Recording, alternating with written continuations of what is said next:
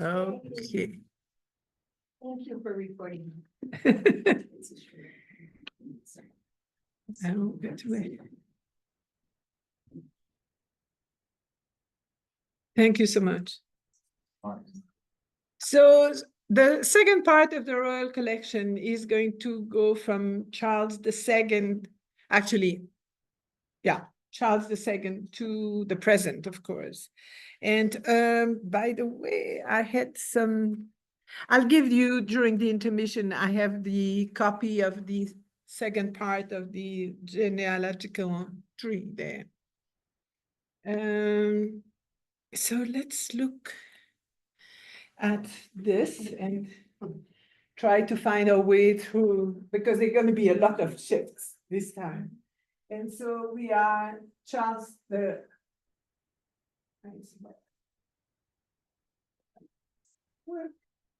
so Charles I has been decapitated in 1649 or 39. Is going to be succeeded by Charles II, and then we'll see the James coming in and so on. But this is going to be a much more difficult succession than what we have seen up to now. So Charles II was the eldest of the surviving children of Charles I and Henrietta of France. And after his execution, the Parliament of Scotland proclaimed Charles II king. However, at that time, as you know, there was a lot of trouble in England. They entered with a period known as what we call the English Interregnum, or the English Commonwealth, with a Republican government led by Oliver Cromwell. Charles tried to fight that decision, but was defeated at the Battle of Worcester in 1651. And then Charles fled to France. Actually, to mainland Europe, I have to be correct, because he really went around different places. He went to France, to the Dutch Republic, as well as the Spanish Netherlands. But once Cromwell died in 1658, very quickly, the decision was that to bring back Charles to the throne. And it's quite interesting. He came into London in 1660 and received a public acclaim. After 1660, all legal documents stating a regnal year did so as if he had succeeded his father as king in 1649. So they skipped the time of Cromwell on the official papers. He married Catherine of Braganza in 1661, and that was probably one of the only union he could have, because Portugal had been historically a close ally to England and an enemy to Spain. And so as England was the enemy to Spain, and the Braganza was good, and she also had quite a nice dowry, and that was important. She brought part of the dowry, the port of Tangier in North Africa, the Seven Islands of Bombay, and also valuable trading privileges in Brazil and the East Indies. And this was all very good for the commercial trades of England. Now, interesting thing is, unfortunately for her, Catherine of Braganza produced, and Charles produced no surviving children. She had multiple failed pregnancies and some stillborn children. But it was definitely not King Charles II's fault, because with his mistresses, numerous mistresses that you can see there, he had tons of children. He actually acknowledged 12 illegitimate children by various mistresses. And but because he had no legitimate heir, he's going to be succeeded by his brother James.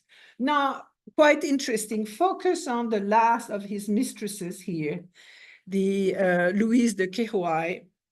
And she is actually the ancestor with Charles II of many people you know. Now, notice that it's quite interesting that both Diana and Camilla come from the same source and are married to the same guy. And also, Sarah Ferguson comes from the same series of illegitimate children. So, in fact, these three ladies have much more royal blood than Charles or his brother Andrew, who have in the tree no royal blood at all. Isn't that interesting? So between 1501 and 1505, James IV had constructed that the Gothic palace that you already saw adjacent to the Abbey of St. James that disappeared since. And so he added to the palace bit by bit, you know, these extensions always come. Later on, we will see that George III found St. James unsuitable, and it's going to move then to the Buckingham House and then palace later on. Here is the backside. It is more welcoming than the front of James on Pall Mall. So at the time of succession with James the Sixth of Scotland, he moved in from Holyrood from Scotland to London. Charles II was himself not really a collector, but some people around him were. And probably the most important is Thomas Howard, the Earl of Arundel, a family that had been in trouble since Henry VIII because they were Catholics, and they remained Catholics all along. So he was an English peer, he was a diplomat, he was a courtier during the reign of King James I and King Charles I. But he made his name as a grand tourist and art collector rather than a politician.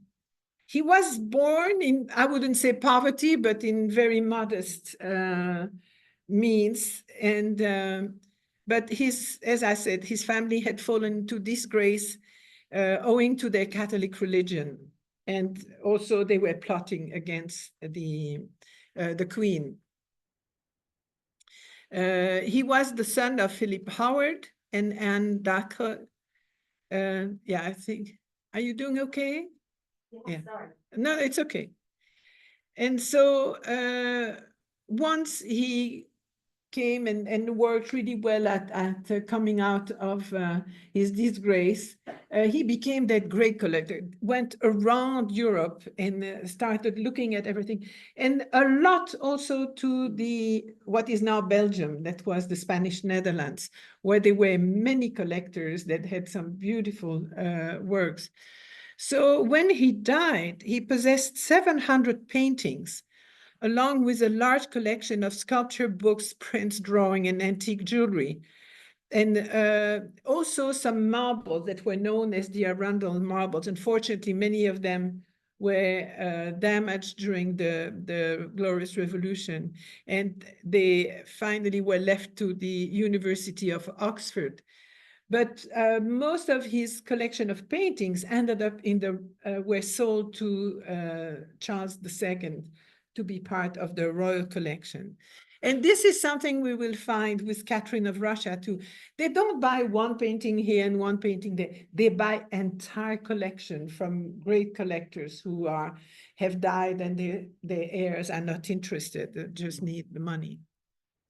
Here is a painting, that's the second one that was painted by Rubens. And here he's in the body of armor, one of the most beautiful portraits painted by Rubens. And they became pretty close. As Arundel stayed in the Spanish Netherlands, he was a familiar figure in the house of Rubens, the beautiful house of Rubens.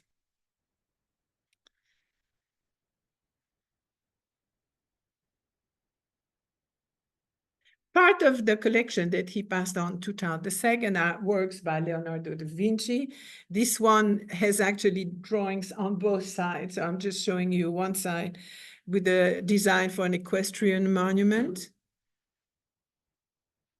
or the head of Leda, that is the Leda and the Swan, the large painting that he did, but this is the study for Leda.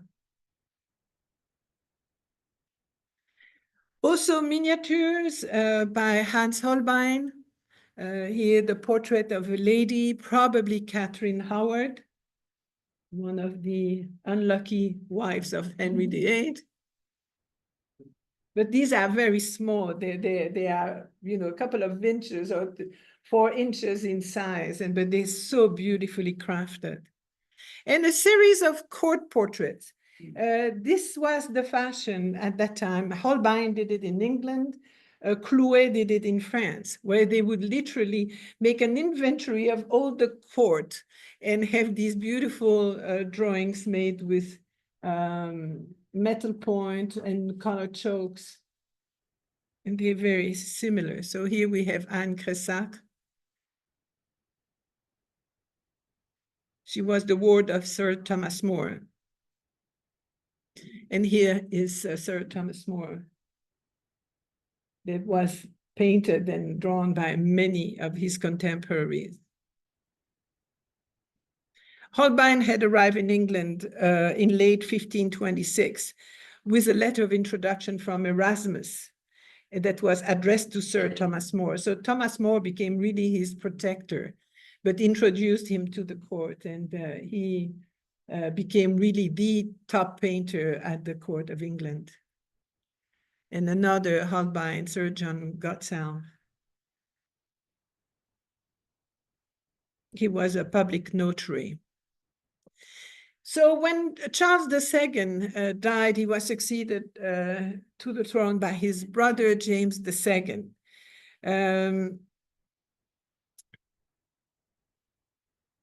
The problem with James is he was really pushed to reconvert to Catholicism, and that was not accepted by the governments at the time. He wasn't actually very interested in government, and as you can see, only lasted 3 years on the throne and then was pushed out.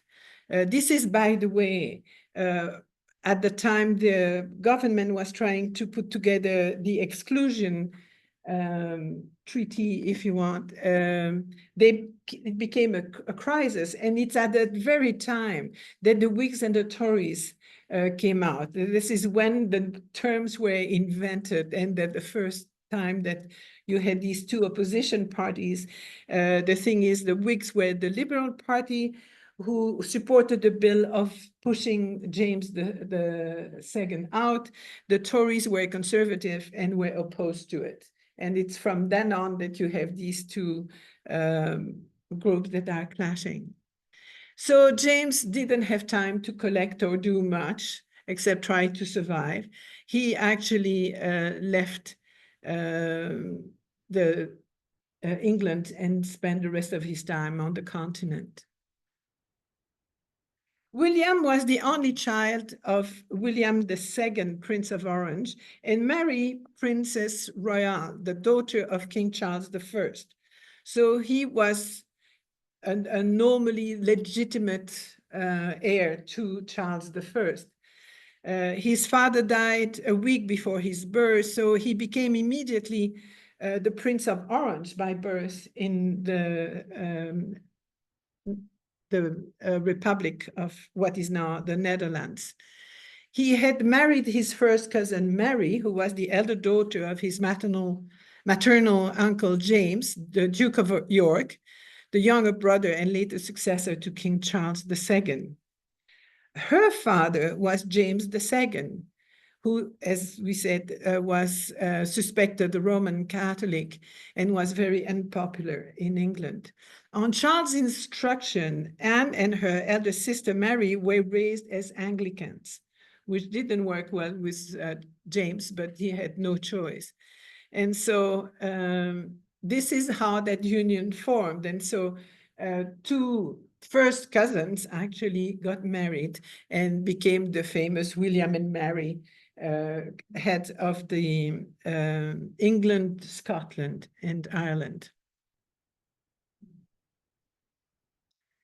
They're the one who built the Kensington Palace. I mean, it was built before, but originally was a Jacobean mansion built by Sir George Coppin. But then they assumed the throne and they decided that was a perfect residence for them in London. The Whitehall Palace that we saw before was too near the River Thames, and had all the time they had the floods as well as the fog created by that very high humidity in London. And so this house was much better and most appropriate for them. Here is one painting by Gottfried Schalken, who is a wonderful painter, specialist in these paintings at the light of a candle of William the Third.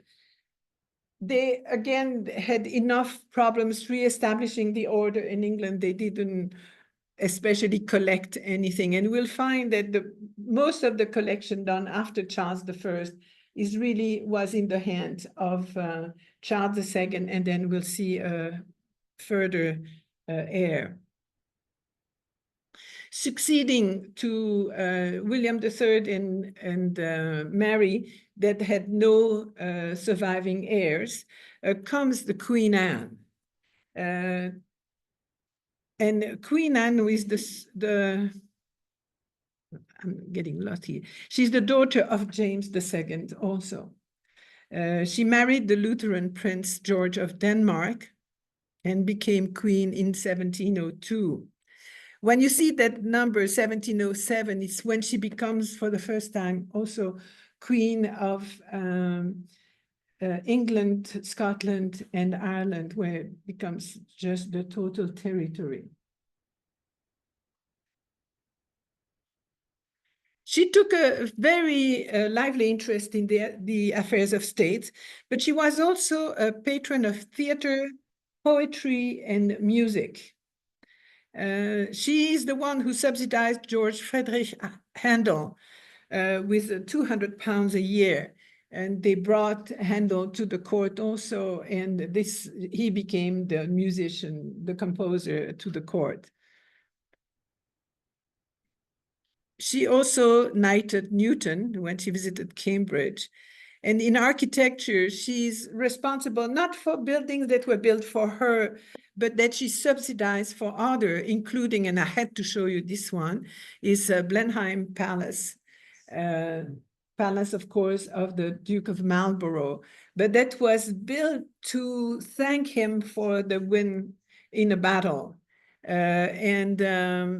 It was with the financial support of Queen Anne that it was started, but then they came to disagree on a few things and she removed her support. But anyway, for 300 years, it became the home of the Churchill family.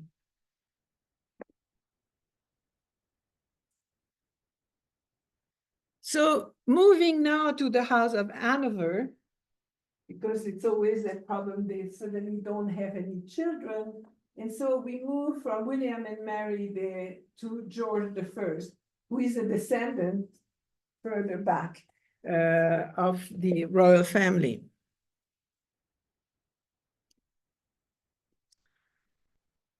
In 1682, George had married Sophia Dorothea of Celle, the daughter of his uncle George William, and securing an additional income that would have been outside Sally Clause, because with the Sally Clause, the wealth could have been directed to the direct heir, but not to the sisters.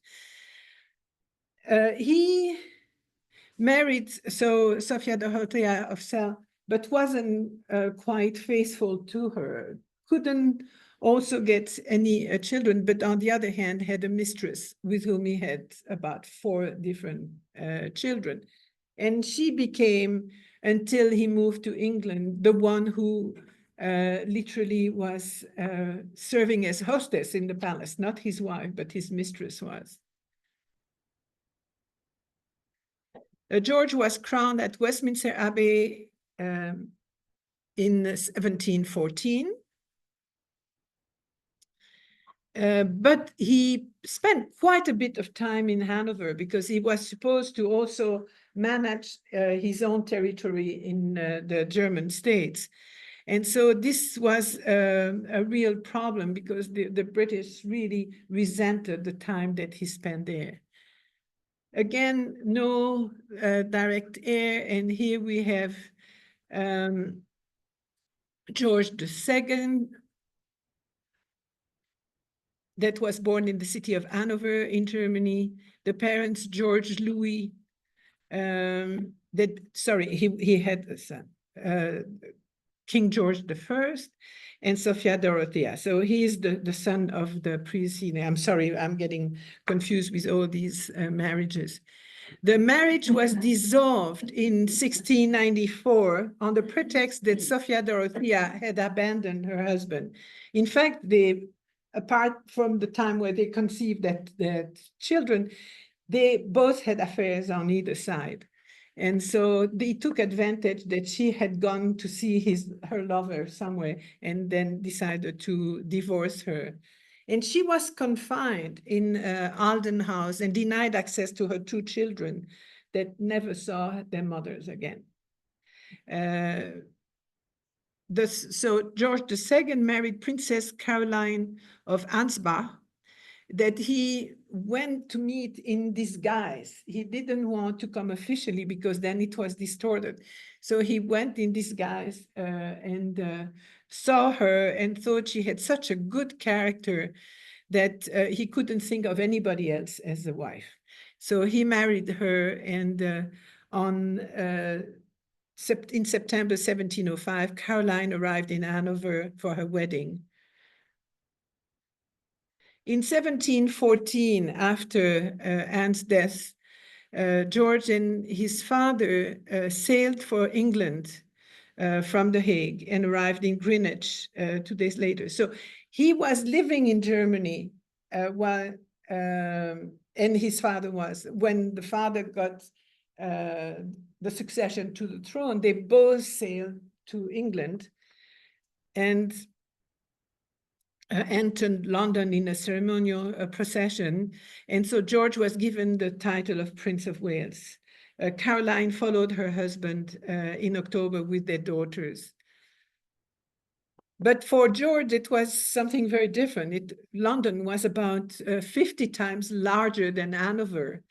And he couldn't believe the life there was, also the mix of population. And just at the time of the coronation, the crowd was estimated to 1.5 million spectators.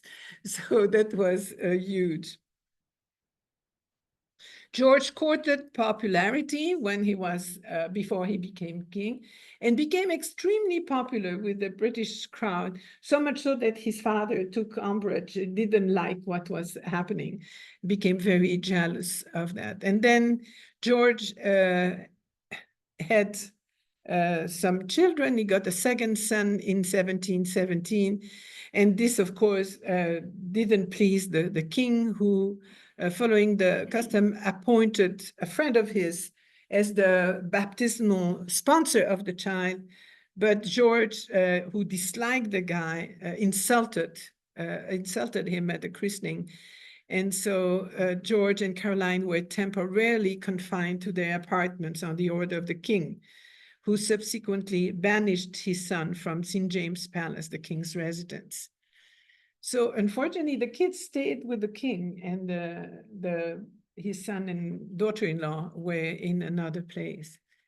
They actually are going to collect a little bit, but not an enormous lot. It's actually their older son who is going to be the collector.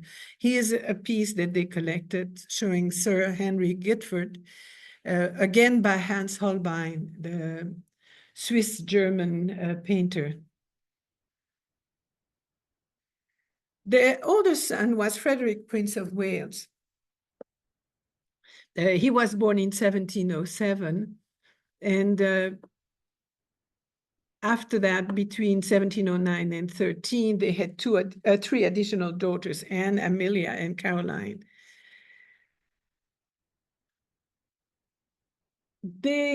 Frederick is going to be an interesting character, very smart. He's going to go around a lot. He's a collector himself. He's easy to communicate to and was making a beautiful heir to the throne. But unfortunately, he's going to die prematurely in 51 before his before he could ever become king. So he will die in 1751 following a pulmonary disease. And so it is his son, his older son, who will become king under the name of George III. But Frederick was really a collector, and he had communication with the Spanish Netherlands and so on. So he's going to collect things like this, the Jan Bruegel the Elder, that beautiful oil on copper. These are small cabinet paintings, but absolutely superb. Because they painted on copper, you can paint so many details that you could not on a canvas or even on wood. And these are part of the typical paintings by Jan Bruegel the Younger. But he's also attracted by Italian painting. And here we have a Lorenzo Lotto, the very known portrait of Andrea Odoni, typical of Lotto, showing also a man who is a collector himself. And you can see him surrounded by some beautiful pieces of his collection. That was acquired by the state of Holland and West Friesland and presented to Charles II in 1660, but then it was dispersed and it came back to Frederick. This was also the royal barge that was built for Frederick. It is right now in part of the collection, as you can see, and very typical of what the Thames was a very good way for them to transport people from one house to the other, from one royal house to another royal house. But also, for example, when Van Dyck was living in London, he had a house close to the Thames, and the king would come from the palace to his place and spend some nice hours with him. But this was the type of barge that they would use. So George III, the first son of Frederick, will succeed finally his grandfather in 1760. The following year, he will marry Princess Charlotte of Mecklenburg-Strelitz, and with whom he had 15 children. You know, I tell you always, these poor women were real hands, you know, they were they were only there to lay eggs and assure the following. But unlike his two predecessors, he was born in Great Britain, spoke English as his first language, and never visited Hanover.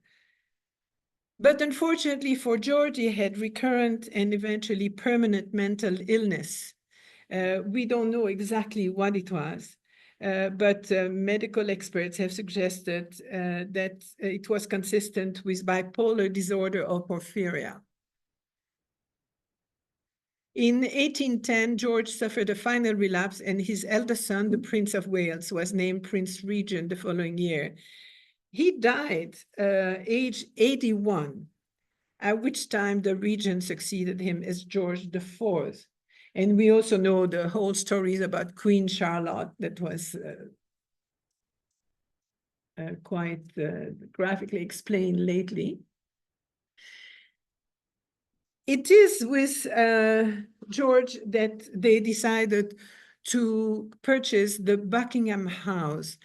The Buckingham House was actually acquired by John Sheffield in 1698.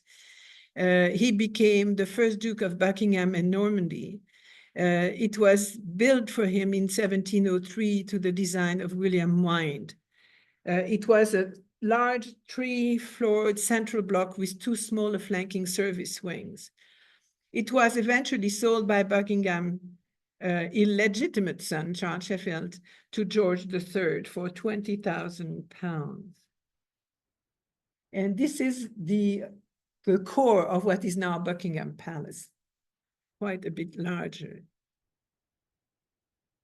Here is later in 1812, so it was still rather small at the beginning of the 19th century.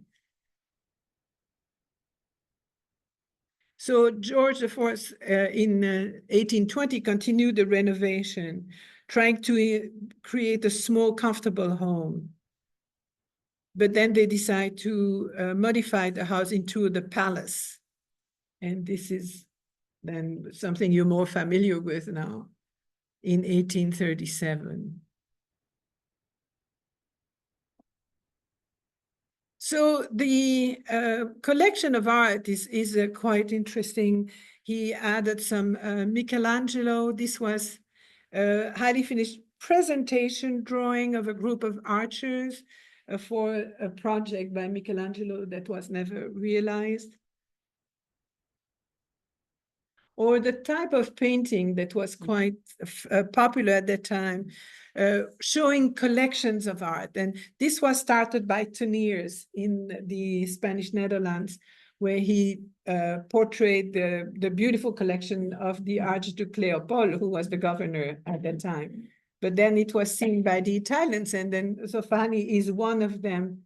But you have others that copy these and really show, and you can recognize a lot of the paintings. You have a Raphael there, probably a Titian up there. So you can look at these are very entertaining pieces that you can spend a lot of time and show your knowledge of art and just citing the different works. The same as what we saw with Arundel happens here, and it is by the hands of Joseph Smith, who is often known as Consul Smith, as he was the British consul at Venice from 1744 to 1760. He was a patron of artists, notably Canaletto. He was a banker to the British community at Venice and a major draw on the British Grand Tour. He had a huge collection of drawings that was bought by George III and formed literally the nucleus of the collection of drawings in the Royal Collection that is located in the print room in Windsor Castle. So he actually also kind of created a market for the vedute, these things that you find in Venice, painted by either Canaletto, and the name of the other one escapes me, but we're doing these beautiful views, sometimes romanticized, of the surrounding of Venice. He is the one that convinced an engraver to make a whole series of engraving of the works of Canaletto, because then they could be exported and be in the hands of people that couldn't go all the way to Venice. This is an imaginary view of Venice. He also had the terrific idea to make facsimiles of the Palladio books of I Quattro Libri dell'Architettura, so the 4 books of architecture that were made, that was written by Palladio, that became the most influential book of architecture of the time. And if you look at, you go to England, you see how many of the mansions or the buildings have been inspired by Palladio. And it came all the way to here. When you see a bank with columns at the front, this is due to Palladio. So this is a style that really became major all over Europe, but particularly in England, thanks to these facsimile of the Book of Architecture. But he also touched into Dutch painting. This is one of the few Vermeer. As you know, we only have about 35 of them. And this is one of the most famous, actually, the Lady at the Virginal with a Gentleman. beautiful paintings with the typical recessive perspective by Vermeer, showing paintings that were part of the collection of his mother-in-law. And then the scene of the young woman that has everything to do about courting and about flirting, when music was very much the vehicle for love. And so seeing that young woman there and the gentleman next to her with the viola da gamba on the floor.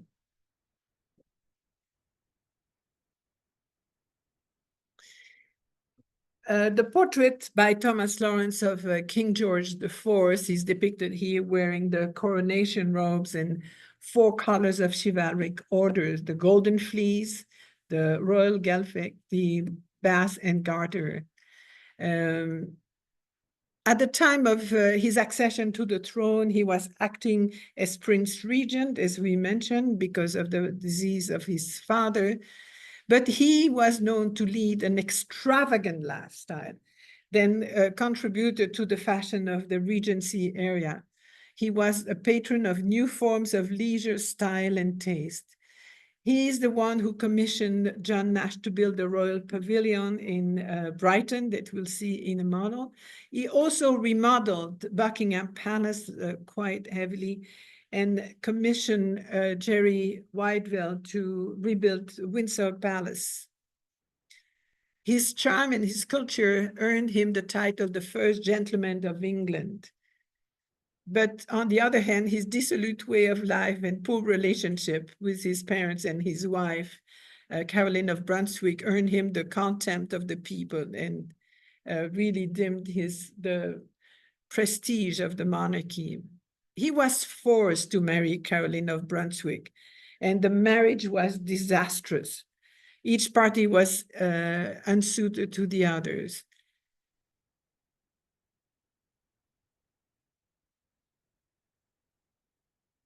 So he had a mistress, Maria Fitzherbert, and this is what was the love of his life, but she couldn't, as she was almost a commoner, she couldn't marry him.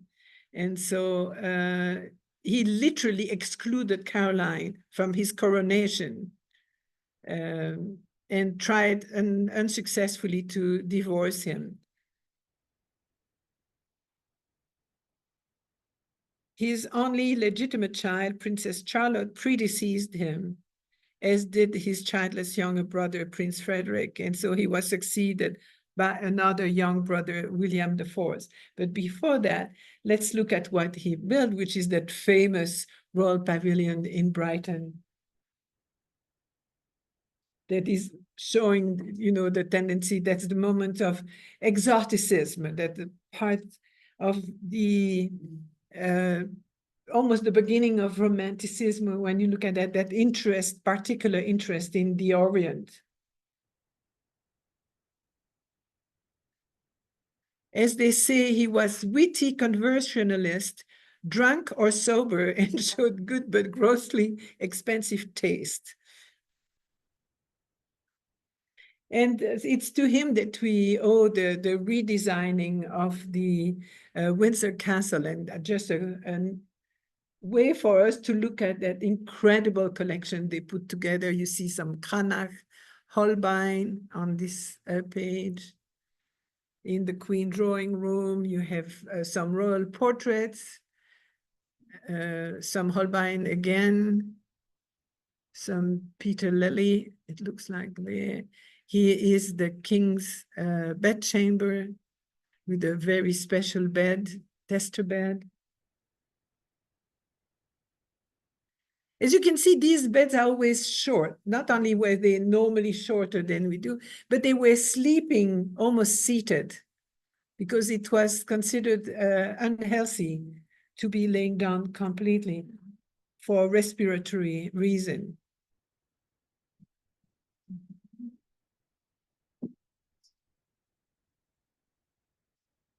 Here's the Crimson Drawing Room.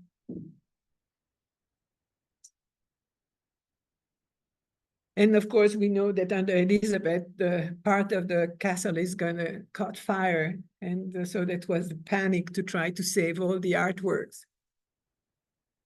But here are some of the beautiful works that were collected under him. Gainsborough, the Henry Duke of Cumberland, and Anne, his wife. Vigée-Lebrun, Charles Alexander de Calonne. Vigée-Lebrun spent quite a bit of time in exile in London and was giving painting lessons. Claude Lorrain. Claude Lorrain became very fashionable. He was painting these beautiful views of either sunset, sunrise, but also landscapes. And it became such a fashion that every mansion had to have at least one Lorrain. And it would hang next to the window, and they would reproduce the landscape on the garden. And so a lot of gardens were landscaped according to Lorrain. So quite interesting, yeah. Rubens' Milkmaids with cattle in a landscape. This was an early work, still in 1718. Rembrandt, he has many Rembrandt, Christ and St. Mary Magdalene at the tomb, and a few portraits by him. Agatha Bass, the shipbuilder and his wife.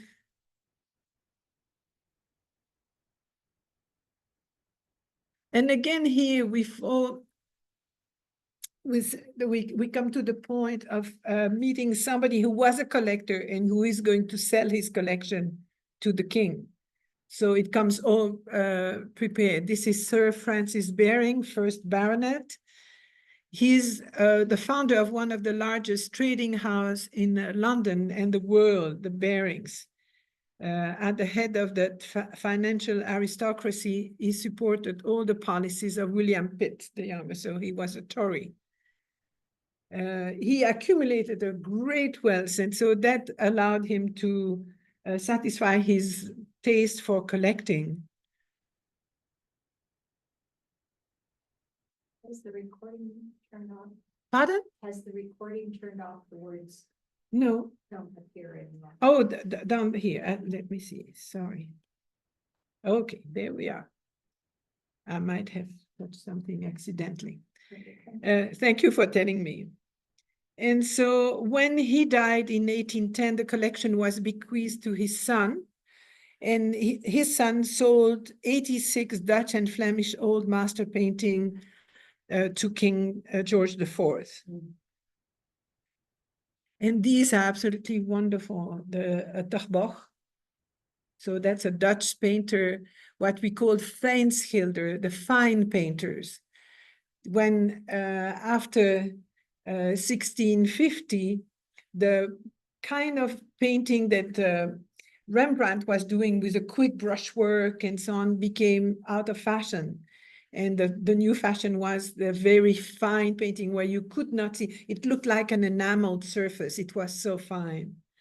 So that Terboch was one of the best representative of that group.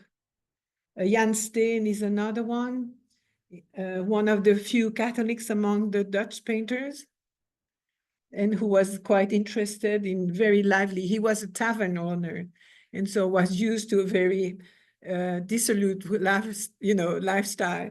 And this is in fact a woman at her toilet is in fact a prostitute that is changing, showing her legs. Who would dare show their legs? Gerrit Douw, a girl chopping onions, just wonderful painter who also liked these the night lights. But just beautiful details of domestic life. Peter de Hoog, who was just before Vermeer, but lived in Delft also, and just like Vermeer, loves to show his city. David Teniers, that's from the Spanish Netherlands. one of what used to be called the small masters in Antwerp, because next to Rubens and Van Dyck, they were doing paintings that were on a smaller scale very often, more often cabinet paintings, but always very interested in peasant life. Willem van der Velde, also Dutch, specialist in marine paintings, very quiet. Most of the time you have that serenity of a quiet, which is not quite realistic because they have often a lot of wind. But also sculpture, this is a Leone, showing King Philip II of Spain. And Leone is one that made a lot of sculpture for Philip II at the Escorial. And neoclassical painting by sculpture by Antonio Canova, Mars and Venus. But here are always big pieces. As you know, we've seen that with the Medicis.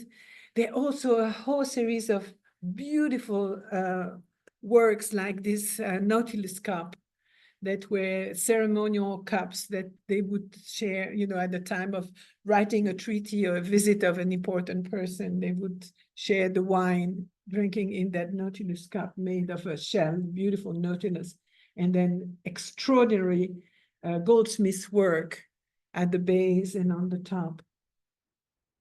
These are absolutely unbelievable works, but were considered at that time as crafts and not as art. Or the shield of Achilles with Philip Rundel's beautiful offering. It's a shield, but it's an offering dish in a sense. So I'm going to take a few minutes now. And if you, Mark, if you could put the light back on, we're going to have a cup of coffee, stretch our legs before we move to William IV.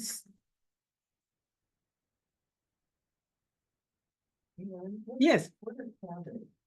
Okay, let me just take this off. So, cabinet painting is a small size painting that was not put on a big wall because it would be lost. It was normally destined to be in a smaller room at eye level, and where you would just go around and stand 1 hour in front of one of these paintings with all these details, and where just the delight for collectors that were talking about philosophy and for all different things.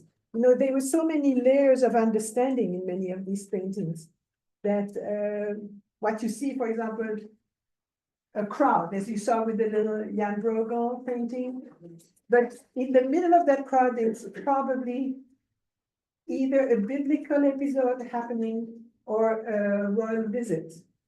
And so it's typical then you would go and say, oh yeah, look, Tobias and the angel. And they lost in the crowd along the river. And it's all happening when the court is around doing so. If you are intellectual enough, knowledgeable enough, you know that ultimate layer. And so they start talking about that religious thing, but also in report with what's happening in life around them.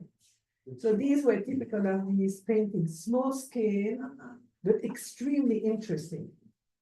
And so we will see in the next collection lecture, the Rudolph II is one of the biggest collector of cabinet painting. And there it's going to be a very different thing because up to now we've seen families. So you see how we succeed from one to the other. Some don't give a about art. Some do a lot and this one spent far too much. He ran out of money, literally. But the next one is Rudolph. And so we will concentrate on just the figure who is quite special, let's say. And we will see that not only he is collecting paintings, he brings a lot of these painters to his court from Italy, from the Netherlands, and but also he's very interested in science, and so he's going to bring lots of scientists at the time and it has a whole collection of scientific instruments. But also at that time, the collecting becomes part of a universe. And I will explain how they try to reproduce the cosmos into one collection. And that's really interesting. There are some amazing collection of the time. And Rudolph was one of them. Totally different. Explain to me about the rough. Okay, the rough is really an evolution of just the color. And then it became, it starched. And so the colors came higher and so on, and then they were ruffled. Just royalty? No, Or it was everybody. everybody, because. Look at the portraits you saw of And then Rembrandt, it they had was the that ruff. because it was, kept the bugs from getting them. It must have been awfully uncomfortable. Oh, gosh. My neck is so sensitive. The idea of when I see one, I start having like. No, and it's, Was it mostly in the Dutch? and the Spaniards. Spanish. The Spaniards and the Dutch, but don't forget, they ruled by the same people. Right. So you have, and then the Dutch, compared to the Spanish Netherlands, you have Holland versus Belgium. The Dutch are gonna get out of it, and then get just the French are gonna get out of it. And the Spaniards are gonna keep it longer because it's stiffer. Curious what. Yeah. Don't you say that? Somebody paid. Yeah. So, but this is sometimes difficult because, as you see, they don't have a legitimate heir, so it switches to the brother. And then when there is no more brother, they go to a faraway cousin, and so. What's the cause of all these women who can't have children? Yeah, or Maybe they don't actually- in childbirth. Oh, I see. Let me give you a more readable. They don't really like the husband. They had no choice. If Oh, they they had no married, choice, they okay. do it. Okay, all right, fine. Only a few of them became more. Everybody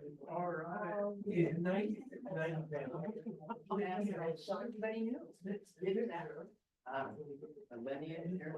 A bit more readable than the one that I gave you.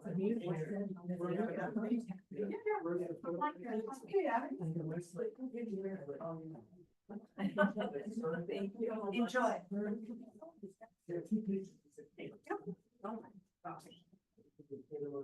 That's crazy. So you see, you follow the red. So the red are the monarchs. The only one that is not is crown. Because this dates. Back to when Elizabeth was in that state. Mark, I don't know where you're sitting, here? Yeah. Okay. Yeah, no reason. You just take a magnifier. I need a- Yeah. There's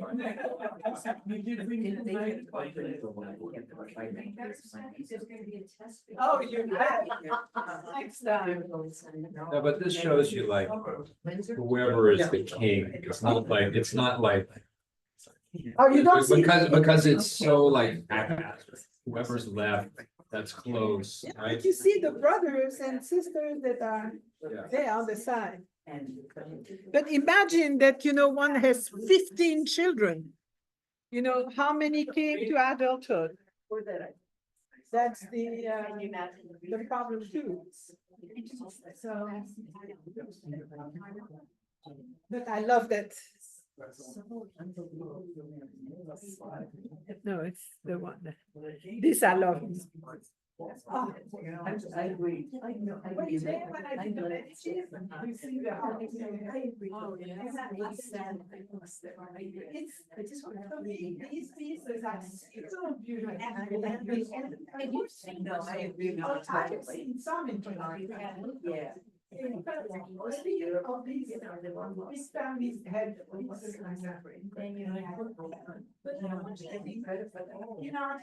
They're often these, kind of a second level, but it's not, it's absolutely gorgeous. And I didn't have the details. Look, it's Atlas. Oh, wait. You have Neptune on top.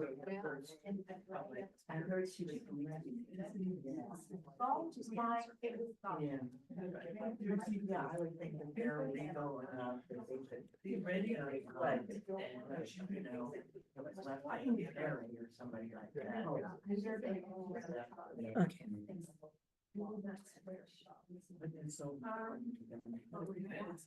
Okay, so if we can turn off, thank you. So let me put this back on. And sorry, I realized I didn't bring the microphone close, but so we moved to William the Fourth, who married in 1818 the Princess Adelaide of Saxe-Meiningen. And he remained, that's surprising, faithful to Adelaide during their marriage, which ended up in 37. So it wasn't very, very long. And did they speak German Uh, in their marriage? the first two, George actually barely spoke English. But this guy. But this guy, no, this one he did. He was born in England. And so it's at his death that ended the personal union of Britain and Hanover, which had persisted since 1714. Because of his wife's death, he had the mistress later on, and the main beneficiaries of his will were his 8 surviving children by Mrs. Jordan.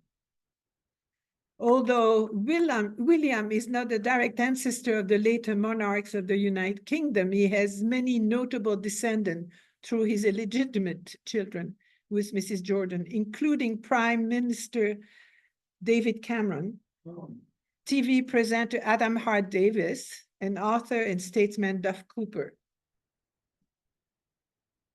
At that time, we just look back at the St. James Palace, which had remained the residence for the monarchs until they bought the Buckingham House.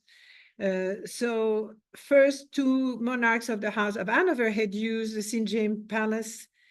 Then George I and George II also housed their mistress at the palace. And in 1757, George II donated the palace library to the British Museum, and that became the core of the royal collection of books there. George III found St. James unsuitable, and so it was regarded, and you can imagine, as uncomfortable. And so shortly after his wedding, he purchased Buckingham House. In 1809, a fire destroyed part of St. James Palace, including the monarch's private apartments. And so the last monarch to take a precedence there was William IV. And after the fire, they didn't redo the apartments, but they did the common rooms. Here is the proclamation gallery, where the proclamation of a new monarch is traditionally first read. They built, though, next to the palace, they built the Clarence House. That was built on an adjacent palace ground and connecting it to the palace. It was built between 1825 and 27 for the Royal Duke of Clarence, the future King William IV. But it has, over the year, undergone a lot of remodeling and reconstruction, and was heavily damaged during the Second World War. So very little is left what John Nash did of it, and here it is nowadays. Pardon? Who lives in Clarence now? Okay, Clarence House served as the London residence of King Charles III and Queen Camilla. It has been Charles' residence since 2003. And from 1953 until 2002, it was home to Queen Elizabeth, the Queen Mother.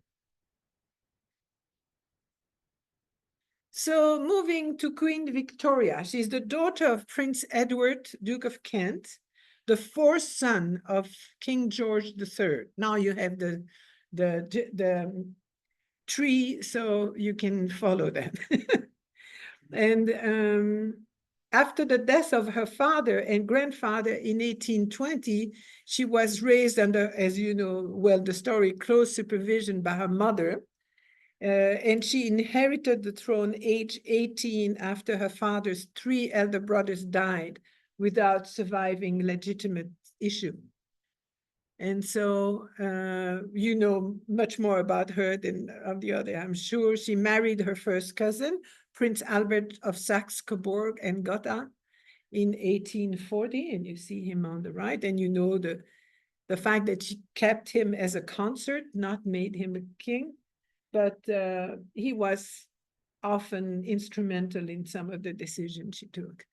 Their 9 children married into royal and noble families across the continent, earning Victoria the sobriquet of Grandmother of Europe. And it's true, if you look at all the royal family have some child of or grandchild of Victoria in there. Though she had the St. James Palace wasn't her residence, this is where they got married, in the Chapelle Royale in St. James. And here is a painting of their wedding.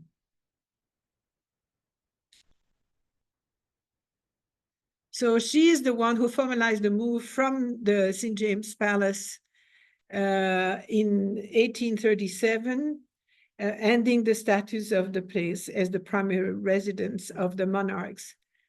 And now it's just used for venue for courts, levees, and other ceremonies, though, as you heard, the St. James Palace wasn't lived in anymore. And actually, their eldest child, Princess Victoria, is also going to get married in the Chapelle Royale. Here is the throne room in the St. James Palace.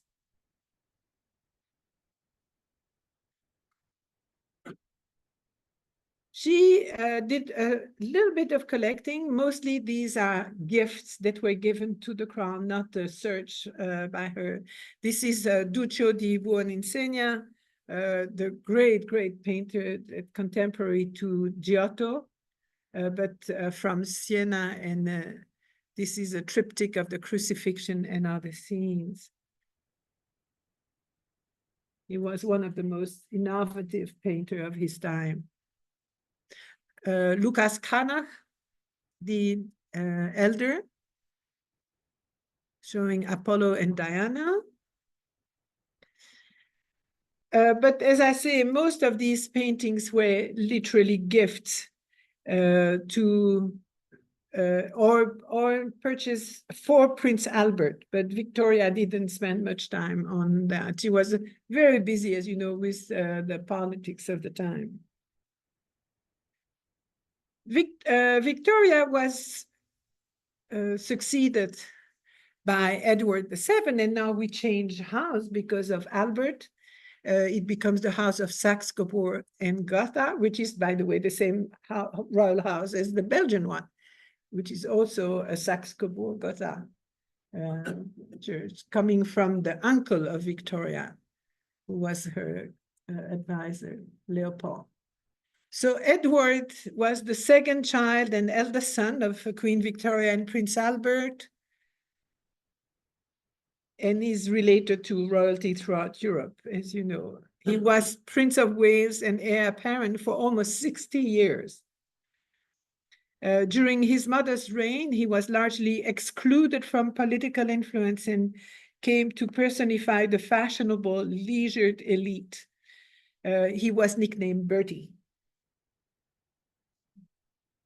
during his mother, he married Princess Alexandra of Denmark in 1863, and they had 6 children. He's considered the uncle of Europe. As King Edward's main interests lay in the fields of foreign affairs and naval and military matters, was fluent in French and German, and apparently reinvented royal diplomacy. He had mistress throughout his married life. He socialized with the actress Lily Langry, Lady Randolph Churchill, Daisy Greville, Countess of Warwick, actress Sarah Bernhardt, and many others. There's a whole list. At least 55 liaisons conjecture with him. So he was a very active man. Edward was related, as you know, to nearly every other European monarchy. And here you can see the tree again. So by now we are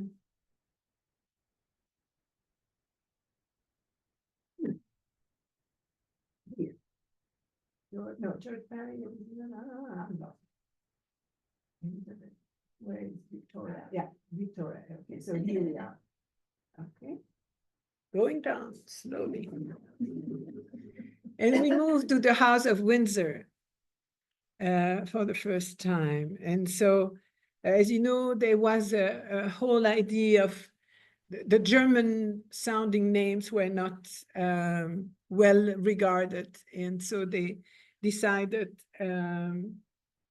after the First World War to change their names from Battenberg to Mountbatten, for example, that sound more English and more acceptable by the British public.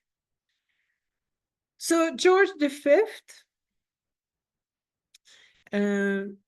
started reigning in 1910 when his father died. I think it's the father. He married the Princess Mary of Teck and fell both in love with dear, beautiful India.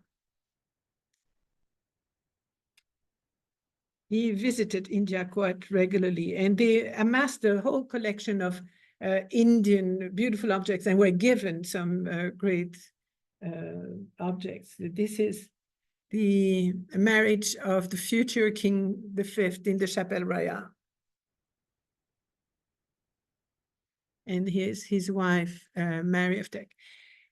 They're the most known, and it's mostly hers, is known for the beautiful dollhouse of Mary of Teck. And here is just that piece that was put together by Sir Edwin Lutyens. It was actually the idea of Princess Marie Louise, who was a cousin to King George V and childhood friend of Queen Mary.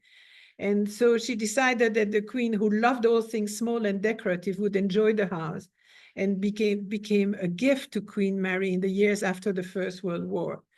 And we're going to look at some of the details. And I love these dollhouses.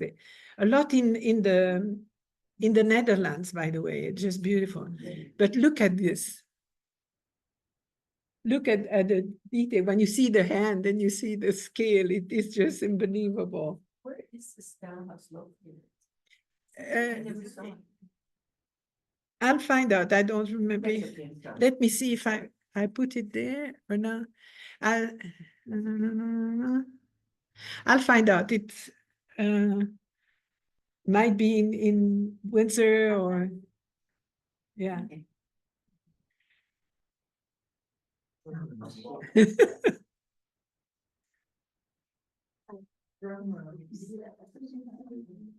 Can you read those books? Take a magnifier. Look at the detail of the painting in the ceiling there. These are absolutely incredible. So they say the house incorporates many reminders that it was made for a royal family. A complete set of miniature crown jewels is housed in the strong room. So they have a strong room in there. The opening bars of the national anthem are painted in a flowery trellis on the ceiling of the king's bedroom, and a pair of miniature throne chairs sit in the saloon. And it also contains a number of objects which belonged to the queen and which she added to the house after it had been presented to her. Pardon? The microphone is off again. Subtitles. Oh, wow, sorry. No, thank you for telling me. It's not the microphone, it's this is coming straight to the computer. So it includes a miniature doll's tea service in copper, which was presented to Queen Mary by her mother. And The dollhouse, I said it at the beginning, it's Sir, let me go back. one person. Yes, they put the you know, if the architecture is probably like Lutyens, but the details, it's a whole series of craftsmen. Because they each have, I know a girl who was doing some of these, for a specialist in bouquets and all the trees and so on, and she would do that. She was a good friend of mine, and that was really a specialist. And so you have a whole group of craftsmen who are specialists in different things, and the porcelain is one person, books are another person. So it's a whole group there, a whole staff. But this is absolutely wonderful. And one day I'll show the dollhouse in the Netherlands because they're superb. There is one in the Frans Hals Museum in Haarlem. There are two in the Rijksmuseum. They're just extraordinary. And with painters, the famous painters that made some of the paintings. So it's just quite wonderful. Yeah, the Thorn Room that is shared between Chicago and the Phoenix Art Museum. Yeah, there are lots. Yes. So as we know, the successor was Edward VIII, later known as the Duke of Windsor, who was only king for a year, not even. Is the shortest reign in the English monarchs. Didn't care very much for government, was known to interrupt the big meetings while smoking a cigarette and starting a conversation with the person next to him. But also there are some interesting points. So he requested 7 paintings from the National Gallery on credit. He planned to hang them in his apartment in the Palace of St. James. A spokesman for the National Gallery then said the director was informed of the request of His Royal Highness, the Prince of Wales, for the allocation of 7 paintings to him. The Board of Trustees, of course, authorized the selection.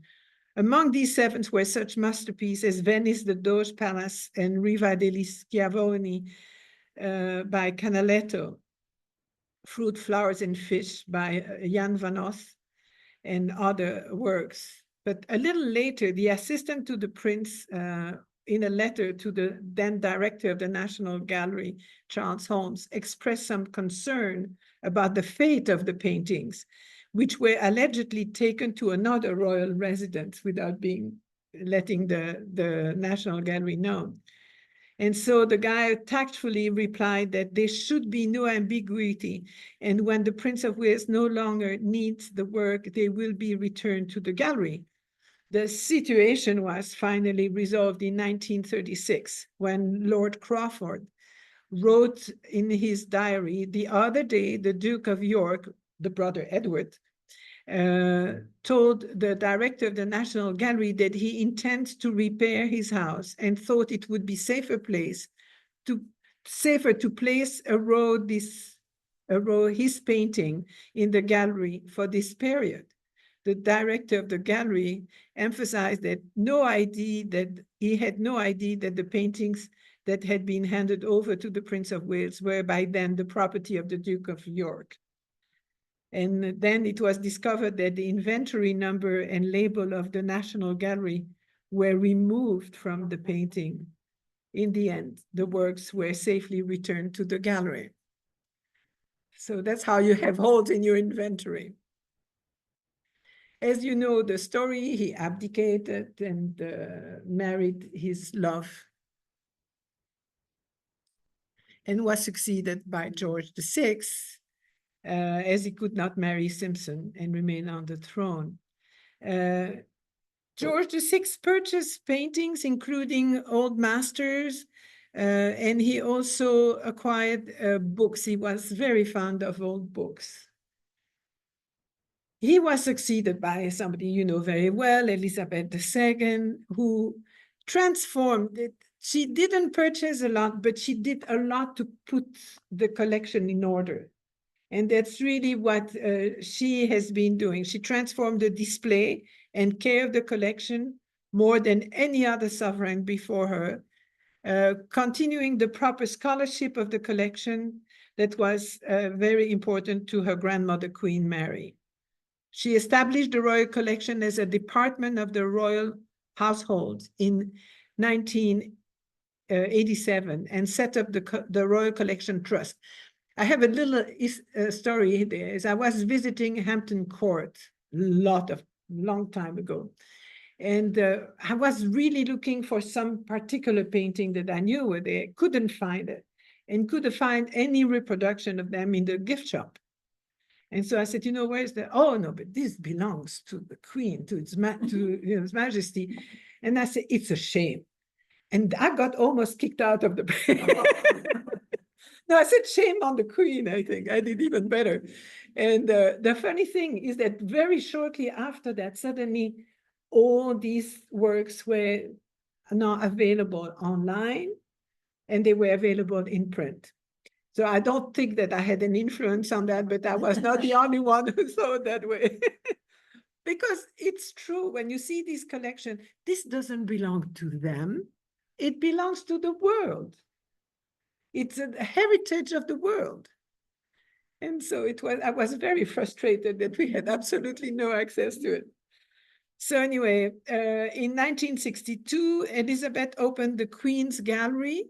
And in 2002, the Queen's Gallery at Edinburgh to display works of art held at the Royal Collection. And so even exhibitions of the Royal Collection toured England. So suddenly you had really an opening. And here is a view of Buckingham Palace that was quite enlarged and really redecorated under her very long reign. During the Second World War, the palace was bombed 9 times. And here just a few viewed, of course, the throne room with a pair of chairs, those are the chairs of estate. Did they move the art out during the war? I'm sure they put them in the cellars, you know, in the basement, because that would have been, you know, everything was bombed in London at that time without discrimination. That's the ballroom set for a royal banquet. And then a few of the other rooms, the wide drawing room.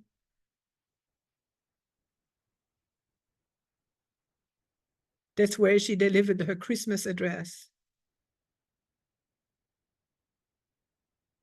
The green drawing room, different style. The music room.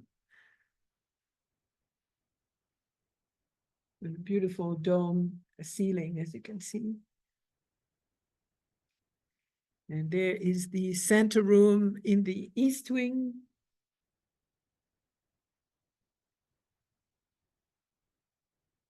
And the principal corridor in the East Wing, where you have typically all the royal portraits also.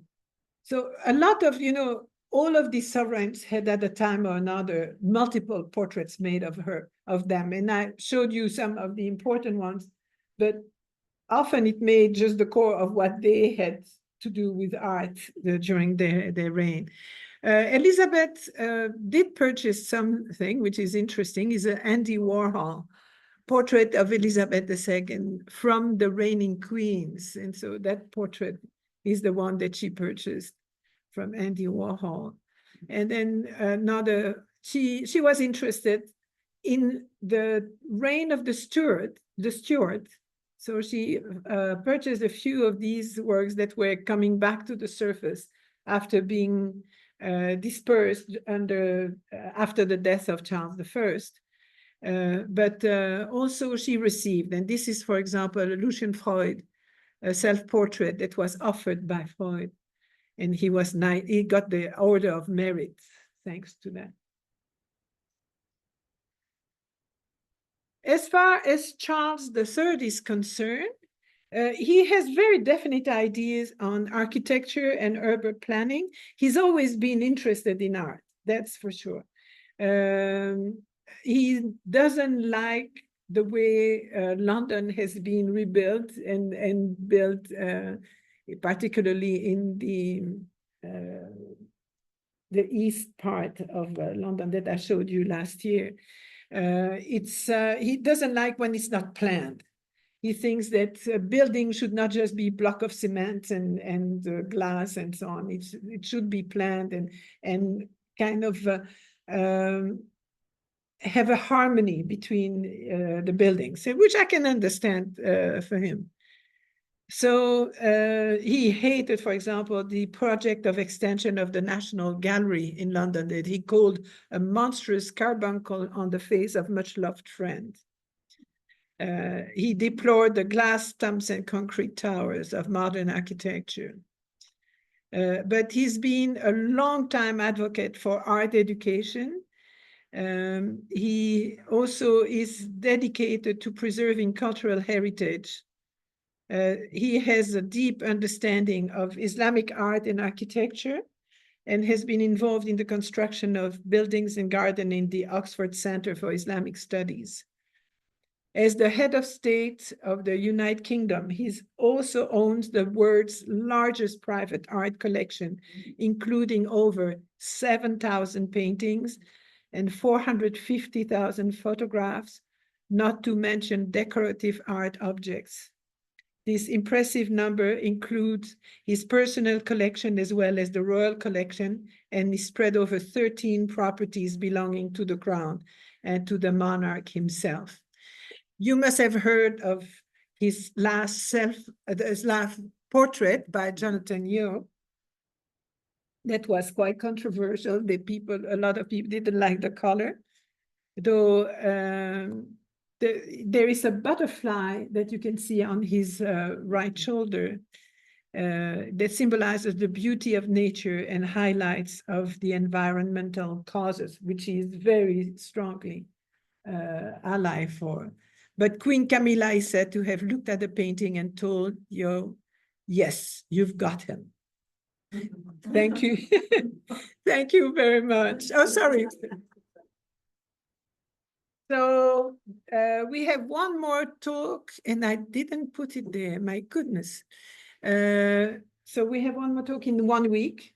It's going to be Tuesday afternoon, and it's going to be the Laocoon, which is that huge Hellenistic group that is in the Vatican and that has interesting stories associated with it. We'll also touch at the Roman copies of Greek sculpture, because most of what you see at the Vatican are marble sculptures that are actual copies of Greek originals that were made of bronze. And so we're going to talk a little bit about that, and then talk about some scholarly studies that pretend that it's Michelangelo who made the Laocoon. So we'll talk a little bit about that, and we'll talk about the fact that it was transported to Paris with Napoleon when Napoleon looted Italy. So thank you so very much, and if you have any question. Stop the recording.